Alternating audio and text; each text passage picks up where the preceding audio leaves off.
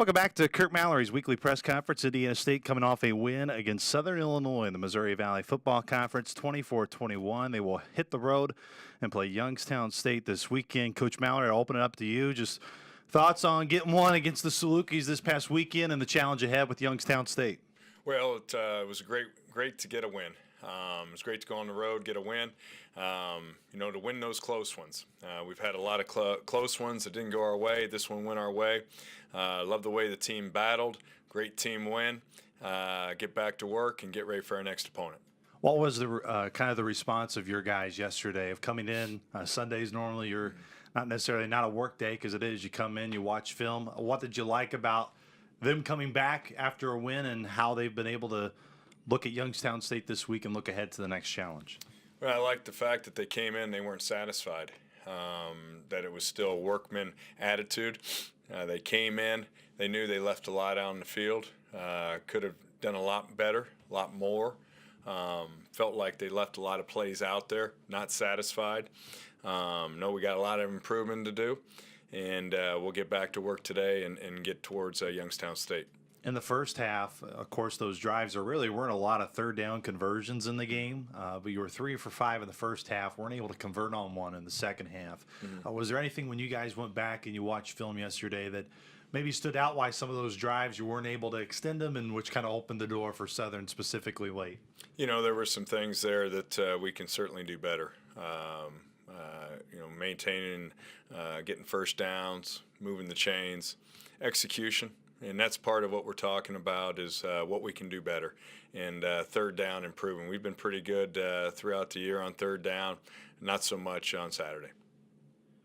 You talked about how the guys knew there was still more to accomplish. I think a guy that really exemplifies that is Cottrell Moss. Even after Saturday, a win, you could tell he was very frustrated with how the defense necessarily at the end couldn't get some key stops.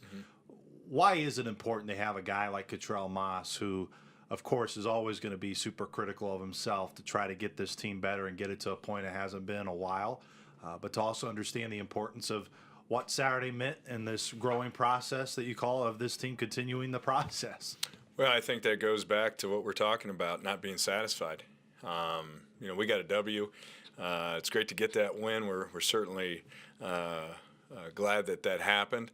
But there's a lot of improving to do. Cottrell was by far perfect, not being close to being perfect. Knows the defense isn't. There's a lot more improving we can do. Same with the offense. We got the W, but man, we got to get better. This opponent this week is going to be a heck of a challenge, and we got to get those things corrected. When you think of being able to pull out a game after Southern Illinois, you preached all week, start fast, start fast. Southern is the first team that starts fast with that long drive. But what kind of credit do you give Coach Wilson and his defensive staff of they needed a spark, that's why they switched it up at quarterback and went with DeSomer. For them they punched this first, but it really seemed like after that, despite the late drives, able to really control it for most of the game.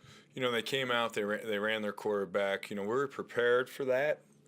Maybe not as much the whole game, so there were some adjustments that needed to be made, and of course they went down the field and scored right away.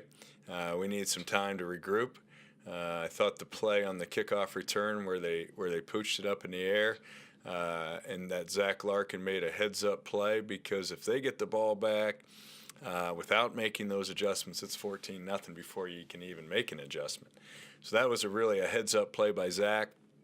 We were able to settle down, talk to our group, rally them, get them going, and get them contained. But everything was about field position on special teams, and for the most part, giving our team the opportunity to either stand up or move the ball. Was there anything you guys noticed on the 2 block kicks, rewatching them on film there in the second half? The execution, the operation, I'll start with the operation, the snap, hold, kick, everything was good there. We got to shore up some things there up front.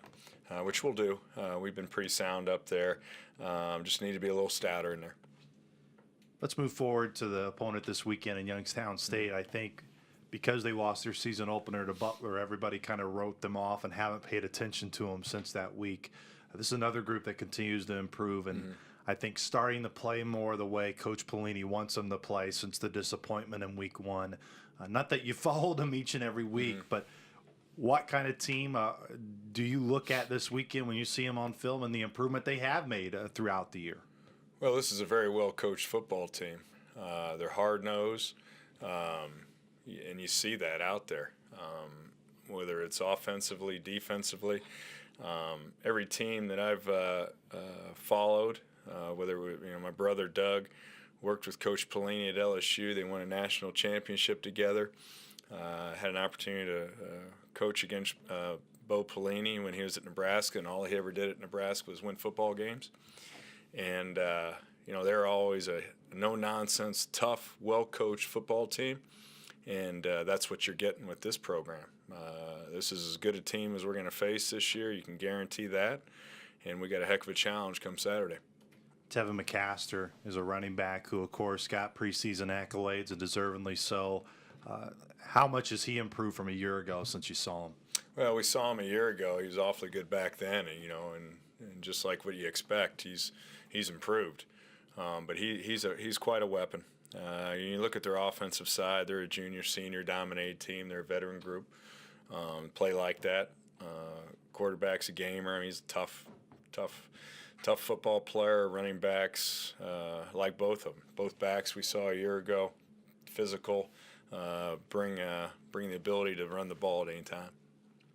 Your team coming off a win in league play. Some would say maybe you would have to guard of your team of trying to learn the comeback after a win and being able to put it together.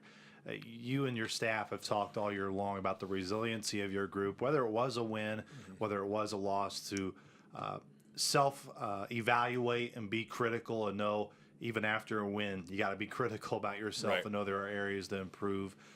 What is your message to your team this week as you continue to lead into another important road game against Youngstown? Well, I think it goes with the fact, I hate to keep going back to a year ago. A year ago, we're trying to convince them that they're good, that we can do this, we can do that. There's not a lot of convincing. When I look at the team, I talk to the team, they know they're good, they know they can beat anyone they play against, but they know there's a lot of improving to do. And that's what you saw yesterday when we met. There wasn't a satisfied that, hey, we won a game and that's it. We got a chance to continue to have a good season, and obviously, but we got to do it one game at a time. Can Sammy, Brady, and Logan make another trip this weekend with you guys? And maybe we're bring working on that, trying to get our sons, talk them into it. It's a little bit further drive than it was to Carbondale, so we might have to bribe them. Coach, appreciate the time. We'll talk to you next week. All right, thank you.